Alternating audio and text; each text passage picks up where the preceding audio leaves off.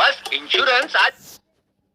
Bollywood silver screen presenting Forrest Gump. Aamir Khan की आने वाली फिल्म लाल सिंह चड्ढा की कहानी इसी फिल्म पर आधारित है। कहानी की शुरुआत में एक आदमी को दिखाया जाता है जिसका नाम फॉरेस्ट गंप है। वो बस स्टॉप पर बस का इंतजार कर रहा होता है। फॉरेस्ट गंप को देखकर लगता है कि उसके अंदर बचपना है। तभी वहां पर एक लेडी आती है और वो उसके जूतों को बड़े गौर से देखता है और उसे बताता है कि कभी मेरे पास भी ऐसे ही जूते थे। यहाँ से कहानी फ्लैशबैक में जाती है जहाँ पर फॉरेस्ट गंप बहुत छोटा है। उसकी मॉम उसे डॉक्टर के पास ले जाती है। डॉक्टर उसे अजीब से जूते पहना देता है जिसमें लोहे की रॉड्स लगी होती है और उसकी मॉम को बताता है कि इसकी रीढ़ की हड्डी टेढ़ी है, ये कभी भी ठीक से चल नहीं पाएगा। और अब फॉरेस्ट गंप उन्हीं जूतों के साथ चलना शुरू करता है। फॉरेस्ट गंप अपने नए जूतों से परेशान होता है पर उसकी मॉम उसका हौसला बढ़ाती है और उसे कहती है कि अगर ईश्वर सबको एक जैसा बनाता तो वो तुम्हारे पैर ऐसा नहीं बनाता, तुम सबसे अलग हो, तुम खास हो। हालांकि ये सच नहीं होता लेकिन उसकी मॉम ने उसके अंदर एक पॉजिटिविटी का बीज बो दिया है। फॉरेस्ट गंप का स्कूल में भी एडमिशन नहीं हो रहा होता क्योंकि उसका IQ लेवल बहुत कम होता है, पर उसकी मॉम प्रिंसिपल से सेटिंग करके उसका एडमिशन नॉर्मल स्कूल में करवा देती है। फॉरेस्ट गंप जब पहली बार स्कूल बस में जाता है तो कोई भी उसे अपनी सीट पर नहीं बैठाता और तभी वहां पर एक लड़की जिसका नाम जेनी है वो फॉरेस्ट को अपने साथ सीट में बैठा लेती है और इस तरह से फॉरेस्ट गंप की और जेनी की आपस में अच्छी दोस्ती हो जाती है। फॉरेस्ट गंप के पिता नहीं होते इसीलिए उसकी मॉम कमाई के लिए अपने घर में गेस्ट को रखती है और एक दिन इनके घर में एक सिंगर आता है और ये कोई आम सिंगर नहीं होता, इसका नाम होता है एल्विस प्रेस्ली। एल्विस प्रेस्ली के बारे में आपको बता दूं कि ये सच में 1960 के हॉलीवुड के एक बहुत बड़े एक्टर और सिंगर थे और यहाँ तक कि खुद माइकल जैक्सन भी उन्हें कॉपी किया करते थे। अब एल्विस प्रेस्ली जब गिटार बजा रहा होता है तो उसके पास फॉरेस्ट गंप जाता है। फॉरेस्ट गंप एल्विस प्रेस्ली के गिटार की धुन पर अजीब सा डांस करता है जो कि बहुत ही फनी होता है लेकिन एल्विस प्रेस्ली को ये बहुत ही अच्छा लगता है। अब एक दिन जब फॉरेस्ट गंप अपनी मॉम के साथ मार्केट से जा रहा होता है तभी ये दोनों टीवी पर एल्विस प्रेस्ली को देखते हैं जो कि फॉरेस्ट गंप के उन्हीं फनी स्टेप्स को कॉपी कर रहा होता है और इन्हीं फनी स्टेप्स को कॉपी करके एल्विस प्रेस्ली पूरे वर्ल्ड में फेमस हो गया होता है। ये बात ना फॉरेस्ट गंप को समझ में आती है ना ही उसकी मॉम को। वहीं अब जेनी और फॉरेस्ट गंप बहुत अच्छे दोस्त हैं और एक दिन जब ये दोनों वॉक कर रहे होते हैं तभी इनकी क्लास के 3 बच्चे आते हैं जो फॉरेस्ट गंप को पत्थर मारते हैं और उसे कहते हैं कि तुम एक बेवकूफ हो। पत्थर लगने से फॉरेस्ट गंप गिर जाता है। जेनी उसे उठाती है और कहती है कि भागो। अब वो तीनों बच्चे फॉरेस्ट गंप के पीछे साइकिल लेकर पड़ जाते हैं और फॉरेस्ट गंप अपने अजीब से जूतों के साथ भाग रहा होता है लेकिन धीरे धीरे उसकी रफ्तार बढ़ती चली जाती है जिस वजह से उसके जूतों की लोहे की सलाखें अपने आप ही टूट जाती हैं और फॉरेस्ट गंप की स्पीड बढ़ती जाती है। वो इतनी तेज भागता है कि वो बच्चे साइकिल से भी उसे पकड़ नहीं पाते और इस तरह से फॉरेस्ट गंप को पहली बार पता चलता है कि वो बिजली की रफ्तार से भाग सकता है। जेनी अक्सर रात को फॉरेस्ट गंप के साथ सोने के लिए आ जाती है। वो फॉरेस्ट गंप को झूठ कहती है कि उसके घर में कुत्ता है जिससे उसे डर लगता है।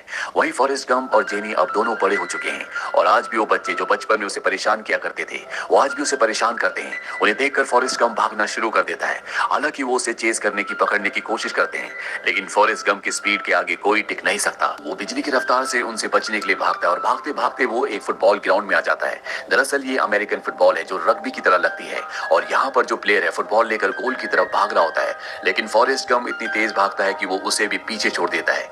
यहाँ का जो कोच होता है वो पूछता है कि ये कौन है। तभी कोच को बताया जाता है कि ये यहाँ का एक लोकल इडियट है, इसका नाम फॉरेस्ट गंप है।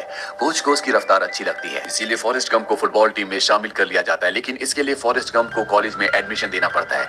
हालांकि वो स्कूल में सालों से पास नहीं हुआ, वो हर साल फेल हो जाता है लेकिन अब फॉरेस्ट गंप कॉलेज की फुटबॉल टीम में है। उसे बस ये पता है कि उसे भागना है, उसे गेम के बारे में ज्यादा कुछ नहीं पता। जब भी उसके हाथ में बॉल आती है वो सिर्फ भागना शुरू करता है। उसे ये भी नहीं पता होता कि कब रुकना है इसीलिए कभी कभी वो बॉल लेके सीधा अपने घर भाग जाता है लेकिन कोचेस और बाकी स्टाफ बहुत ज्यादा खुश होते हैं क्योंकि उसी की वजह से वो बहुत सारे मैच जीत रहे होते हैं।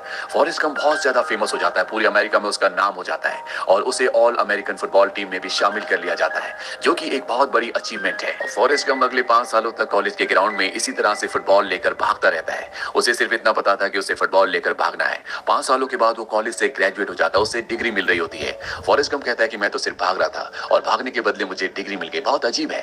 जब वो अपनी मॉम के साथ होता है तभी वहां पर आर्मी का एक ऑफिसर आता है जो उसे एक ब्रोशर देता है और कहता है क्या तुमने अपने फ्यूचर के बारे में कुछ सोचा है।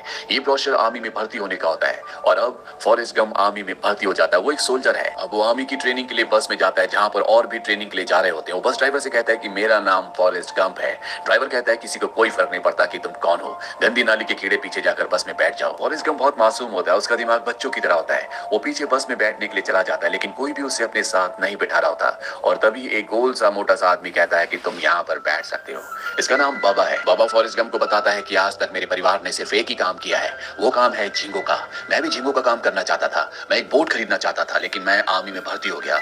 मेरी माँ झींगे पकाती है, मेरी माँ की माँ भी झींगे पकाती है, मेरी माँ की माँ की माँ की माँ भी झींगे ही पकाती थी, और मैं भी झींगे पकाना चाहता हूँ। दरअसल बाबा हमेशा एक ही बात करता है, और वो बात होती है झींगों की। और ट्रेनिंग के दौरान दिखाया जाता है कि सारे सोल्जर्स को गन को असेंबल करने के लिए कहा जाता है, लेकिन फॉरेस्ट गंप बहुत जल्दी अपनी गन को असेंबल कर देता है, जिसे देखकर उसका सीनियर पूरी तरह से हैरान हो जाता है। और वो कहता है कि आर्मी के इतिहास में आज तक किसी ने भी अपनी गन को इतनी जल्दी असेंबल नहीं किया। ये एक वर्ल्ड रिकॉर्ड है। मुझे पूरा यकीन है कि तुम्हारा आईक्यू लेवल बहुत हाई है। फॉरेस्ट गंप कहता है ओके सर। अब एक रात को जब फॉरेस्ट गंप अपने बेड पर सो रहा होता है, तभी वो मैगजीन में देखता है कि जेनी की न्यूड फोटो है, जिसकी वजह से उसे कॉलेज से भी निकाल दिया गया है।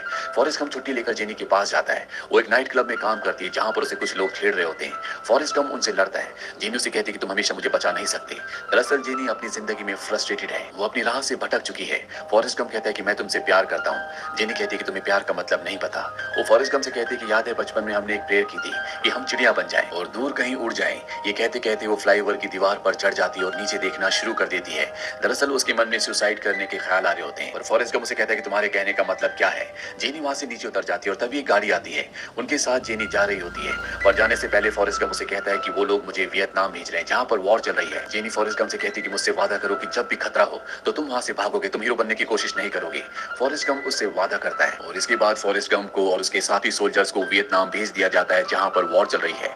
उसके साथ बाबा भी होता है। बाबा जब वहां पर झील देखता है तो फॉरेस्ट गंप को कहता है कि एक बार हम इस जगह पर अपना कब्जा कर लें, उसके बाद हम यहाँ पर झींगे पकड़ने के लिए आएंगे। मेरे पास एक बहुत अच्छा प्लान है।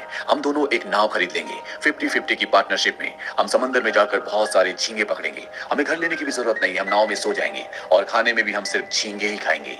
बाबा बात करता है तो सिर्फ झींगों की। फॉरेस्ट गंप कहता है कि बहुत अच्छा आइडिया है, हम ये जरूर करेंगे। अब एक दिन जब ये जंगल में लगातार आगे बढ़ रहे होते हैं, तभी इनके ऊपर दुश्मन हमला कर देते हैं, इन्हें चारों तरफ से घेर लेते हैं। चारों तरफ से गोलियां चल रही होती है। फॉरेस्ट गंप को जेनी से किया हुआ वादा याद आता है, और वो इस जगह से गोली की रफ्तार से भाग जाता है। आगे जाने के बाद उसे याद आता है कि उसके साथी अभी भी वहां पर फंसे हुए हैं। वो उन्हें बचाने के लिए वापस आता है, लेकिन सब के सब जख्मी होते हैं। वो एक एक करके सबको वहां से दुश्मनों के इलाके से निकाल लेता है, जिसमें लेफ्टिनेंट डैन भी होते हैं। लेकिन बाबा को गोली लग चुकी होती है, इसीलिए वो बच नहीं पाता, और बाबा की मृत्यु हो जाती है। अब हॉस्पिटल का सीन दिखाया जाता है। राज करने के लिए आया मैं, जहां पर फॉरेस्ट गंप को भी एक गोली लगी है, और गोली लगी होती है उसके बट पे। लेकिन फॉरेस्ट गंप को इस बात की कोई चिंता नहीं है। वो यहाँ पर सिर्फ आइसक्रीम को एंजॉय कर रहा होता है, और वो एक आइसक्रीम लेफ्टिनेंट डैन को भी देता है, जो उसके बगल वाले बेड में होते हैं, जिनकी जान उसी ने बचाई है। लेकिन वो फॉरेस्ट गंप से नफरत करते हैं, क्योंकि उनकी दोनों टांगे कट चुकी होती है। वो नहीं चाहते थे कि वो बच जाए, लेकिन फॉरेस्ट गंप ने उनकी जान बचा ली। और फॉरेस्ट गंप देखता है कि वहां पर एक सोल्जर जो कि जख्मी है, वो पिंग पोंग खेल रहा होता है। फॉरेस्ट गंप वहां पर जाता है। वो सोल्जर उसे बताता है कि गेम खेलना बहुत आसान है, बस बॉल से तुम्हारी नजर नहीं हटनी चाहिए।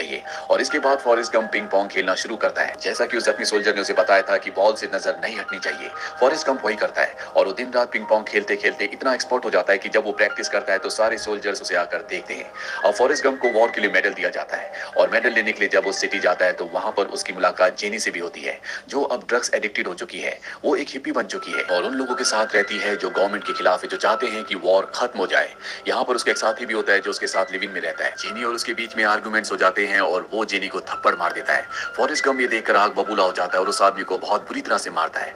इसके बाद जेनी और फॉरेस्ट गंप वहां से निकल जाते हैं। दोनों रात भर घूमते हैं, और अगली सुबह वो आदमी एक बार फिर से जेनी के पास आता है, उसे मना लेता है। फॉरेस्ट गंप नहीं चाहता कि जेनी उसके साथ जाए, लेकिन जेनी उसके साथ चली जाती है, और इस तरह से एक बार फिर से दोनों एक दूसरे से अलग हो जाते हैं। वहीं फॉरेस्ट गंप अब इतना अच्छा पिंग पोंग खेलता है कि वो बहुत फेमस हो चुका है। वो एक नेशनल लेवल का प्लेयर बन जाता है। उसे खेलने के लिए चाइना भी भेजा जाता है, यानी कि अब वो एक सेलिब्रिटी है। फॉरेस्ट गंप को नहीं पता होता कि उसके साथ क्या हो रहा है। वो कहता है कि पिंग पोंग खेलने के लिए मुझे चाइना भेज दिया, ये तो मैं अपने देश में भी खेल सकता था। ये बात मुझे समझ में नहीं आई। फॉरेस्ट गंप एक दिन शहर में घूम रहा होता है, और तभी उसे वहां पर उसका लेफ्टिनेंट मिलता है, जिसकी उसने जान बचाई थी, लेकिन उसके दोनों पैर कट गए थे। वो अपनी जिंदगी से निराश होता है। वो फॉरेस्ट गंप से कहता है कि तुम एक बेवकूफ हो, और सरकार ने एक बेवकूफ को मंदबुद्धि को मेडल दिया। फॉरेस्ट गंप कहता है कि यस सर। वो लेफ्टिनेंट को बताता है कि जब मैं सर्विसेज से रिटायर हो जाऊंगा तो मैं एक शिप खरीदूंगा, क्योंकि मैंने बाबा से वादा किया था, और उस शिप का कैप्टन बनूंगा। लेफ्टिनेंट उस पर हंसता है, कहता है कि अगर तुमने कभी ऐसा किया तुम शिप के कैप्टन बने तो मैं तुम्हारा साथ देने जरूर आऊंगा। दरअसल लिeutenant को विश्वास नहीं होता कि वो ऐसा कर सकता है और वो दिन आ जाता है जब फॉरेस्ट गंप को उसकी सर्विसेज से रिटायर कर दिया जाता है। वो ऑफिसर से पूछता है क्या मैं अब पिंग पोंग नहीं खेल सकता।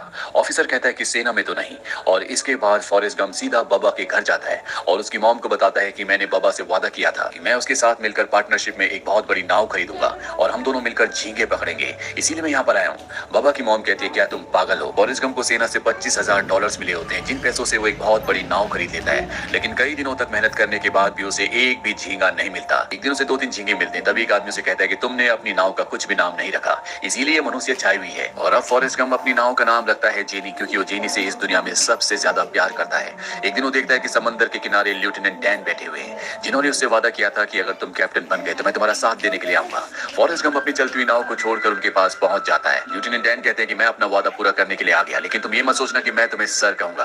फॉरेस्ट गंप कहता है कि यस सर, और तभी उसकी नाव जिसे वो चलता हुआ छोड़कर आ गया था वो किनारे से टकरा जाती है। अभी दोनों मिलकर झींगे पकड़ने की बहुत कोशिश करते हैं। लेफ्टिनेंट डैन कहते हैं कि मैं बताऊंगा कि झींगे कैसे पकड़े जाते हैं। बहुत कोशिश करने के बाद भी इन्हें एक भी झींगा नहीं मिलता। इनके जाल में फंसता है तो सिर्फ कचरा। लेकिन ये दोनों हार नहीं मानते और एक रात को दोनों के दोनों समंदर में मछली पकड़ने के लिए निकल पड़ते हैं। और उस रात को समंदर में एक बहुत बड़ा तूफान आता है। अगली सुबह जब ये समंदर के किनारे आते हैं तो देखते हैं कि वहां की सारी नाव बर्बाद हो चुकी है और अब इस किनारे पर सिर्फ एक ही नाव है और वो नाव है फॉरेस्ट गंप की। अब क्योंकि झींगे पकड़ने के लिए कोई भी नाव नहीं होती, इसीलिए सारे झींगे इन्हीं को मिलते हैं और ये इतने झींगे पकड़ते हैं कि ये बहुत अमीर हो जाते हैं। इनके पास अब बहुत सारी बड़ी बड़ी नाव है। इन्होंने झींगों की अपनी एक कंपनी खोल ली है जिसका नाम है बबा गम, जो पूरे अमेरिका में फेमस हो चुकी है। एक रात को जब ये अपनी नाव में होते हैं तभी फॉरेस्ट गंप को पता चलता है कि उसकी मॉम बीमार है। ये सुनते ही फॉरेस्ट गंप चलती हुई नाव से पानी में कूद जाता है और सीधा भागते हुए अपने घर अपनी मॉम के पास पहुंच जाता है। पर कुछ ही दिनों बाद उसकी मॉम की मृत्यु हो जाती है। फॉरेस्ट गंप अब फैसला करता है कि वो वापस लेफ्टिनेंट डैन के पास नहीं जाएगा बल्कि यहीं पर रहेगा। वो यहीं पर घास काटने की नौकरी कर लेता है और एक दिन उसे लेफ्टिनेंट डैन का एक लेटर मिलता है जिसमें उसने लिखा होता है कि मैंने तुम्हारा सारा पैसा एक कंपनी में इन्वेस्ट कर दिया है, अब तुम्हें कभी पैसों की कोई भी कमी नहीं होगी। उस लेटर के ऊपर एप्पल का एक निशान होता है। फॉरेस्ट गंप को लगता है कि लेफ्टिनेंट डैन ने सारा पैसा किसी फल की कंपनी में लगा दिया है, जबकि लेफ्टिनेंट डैन ने सारा पैसा एप्पल कंपनी में इन्वेस्ट किया होता है जो कि आईफोन बनाती है। लेकिन फॉरेस्ट गंप को इस बात की परवाह नहीं है। लेकिन ये दोनों अब मिलेनियर बन चुके हैं। फॉरेस्ट गंप के पास जो पैसा आता है वो उन पैसों का एक ढेर चर्च को दे देता है, एक ढेर दे देता है वो हॉस्पिटल को और एक ढेर देता है वो बबा की मॉम को। बबा की मॉम जो दूसरों के घरों में खाना बनाया करती थी अब उसकी खुद की एक कुक है। लेकिन फॉरेस्ट गंप अपनी जिंदगी में बहुत उदास होता है। वो जेनी को बहुत याद करता है और एक दिन जेनी वापस आ जाती है। उसे नहीं पता कि जेनी वापस क्यों आई है और ना ही उसे ये जानना है। दरअसल जेनी की पूरी जिंदगी दुख में गुजरी होती है। उसकी मॉम नहीं थी और उसके पिता उसे बहुत परेशान किया करते थे। जवानी में वो प्रोस्टिट्यूशन में ड्रग्स में पड़ गई और अब वो वापस फॉरेस्ट गंप के पास आ चुकी है। ये दोनों दिन भर घूमते रहते हैं। फॉरेस्ट गंप बस उससे बातें करता रहता है और जेनी उसकी बातें सुनती रहती है। एक रात को जेनी से कहता है कि मैं तुमसे बहुत प्यार करता हूँ, मैं तुमसे शादी करना चाहता हूँ। जेनी कहती है कि मैं नहीं चाहती कि तुम मुझसे शादी करो और इसके बाद जेनी और ये एक दूसरे के बहुत क्लोज हो जाते हैं। इन दोनों के बीच में इंटरकोर्स भी होता है और अगली सुबह जब फॉरेस्ट गंप उठता है तो वो देखता है कि जेनी वहां पर नहीं है। वो एक बार फिर से जा चुकी है। इस बात से उसे बहुत दुख होता है और उसे मन करता है कि वो भागे। वो भागना शुरू करता है। वो लगातार कई दिन, कई महीने और सालों तक भागता रहता है। सब उससे पूछते कि तुम भाग क्यों रहे हो। दरअसल भागने की वजह से वो बहुत फेमस हो गया होता है। लेकिन फॉरेस्ट गंप किसी वजह से नहीं भाग रहा होता। वो सिर्फ इसलिए भाग रहा होता है क्योंकि उसका मन कर रहा होता है। उसके पीछे और भी बहुत सारे लोग भाग रहे होते हैं। सबको लगता है उसके भागने का कोई मकसद है और फॉरेस्ट गंप को भागते भागते 3 साल 2 महीने 14 दिन और 16 घंटे हो चुके हैं और एक दिन वो अचानक से रुक जाता है। सब उसे सुनने के लिए बेताब होते हैं कि वो कुछ कहेगा, लेकिन फॉरेस्ट गंप सिर्फ इतना ही कहता है कि मैं बहुत थक गया हूँ और अब मैं घर वापस जाना चाहता हूँ। इसके बाद वो घर वापस आ जाता है और घर आने के बाद उसे जेनी का लेटर मिलता है जिसमें जेनी का एड्रेस होता है और जेनी ने उसे अपने पास बुलाया होता है। कहानी वापस प्रेजेंट पे आती है जहाँ पर फॉरेस्ट गंप बस स्टॉप पर बैठा है और अपनी कहानी सबको सुना रहा है। वो उस एड्रेस को वहाँ पर बैठी हुई एक लेडी को दिखाता है। वो लेडी बताती है कि इस एड्रेस पर जाने के लिए तुम्हें बस पकड़ने की जरूरत नहीं है, ये पास ही में है। फॉरेस्ट गंप भागकर उस जगह पर पहुंच जाता है जहाँ पर उसे जेनी मिलती है। जेनी उसे अपने बेटे से भी मिलवाती है और बताती है कि इसका नाम गंप है और ये तुम्हारा बेटा है। ये फॉरेस्ट गंप का ही बेटा होता है। फॉरेस्ट गंप अपने बेटे को देखकर बहुत खुश होता है। जेनी उसे बताती है कि मैं बीमार हूँ, मेरी बॉडी में किसी तरह का वायरस है। फॉरेस्ट गंप कहता है कि तुम मेरे साथ मेरे घर चलो और अगर तुम्हारी तबीयत खराब हुई तो मैं तुम्हारी सेवा करूंगा। जेनी कहती है क्या तुम मुझसे शादी करोगे और फॉरेस्ट गंप हाँ कह देता है। इसके बाद इन दोनों की शादी हो जाती है। इनकी शादी में लेफ्टिनेंट डैन भी आते हैं। वो भी अब शादी कर चुके हैं। साथ ही उन्होंने अपने नकली पैर भी लगवा लिए क्योंकि अब वो भी बहुत अमीर है। शादी के कुछ वक्त बाद ही जेनी की मृत्यु हो जाती है। लेकिन फॉरेस्ट गंप के पास अब उसका बेटा नन्हा फॉरेस्ट है। फॉरेस्ट गंप की पूरी जिंदगी अपने बेटे के चारों तरफ घूमती है। वो उसे कहानी सुनाता है, उसे पिंग पोंग खेलना सिखाता है, लेकिन वो जेनी को भी बहुत याद करता है। अंत में दिखाया जाता है कि फॉरेस्ट गंप ठीक उसी तरह से जैसे खुद बचपन में स्कूल बस में स्कूल जाया करता था, अब उसका बेटा भी स्कूल बस से ठीक उसी तरह से स्कूल जा रहा है। फॉरेस्ट गंप का बेटा नन्हा फॉरेस्ट बहुत ज्यादा इंटेलिजेंट होता है।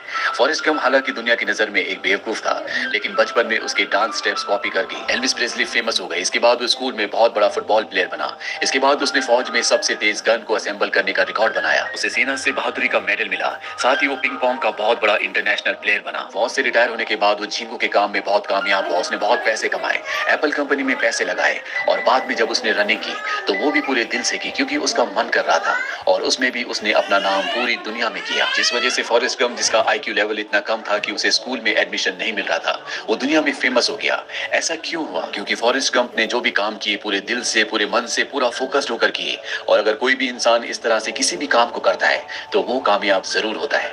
ये कहानी हमें सिखाती है कि हमें जिंदगी में पूरा फोकस्ड होकर काम करना चाहिए। ये फिल्म सन 1994 में रिलीज हुई थी। IMDb पर इसकी रेटिंग है 8.8। उम्मीद करते हैं कि ये कहानी आपको पसंद आई होगी।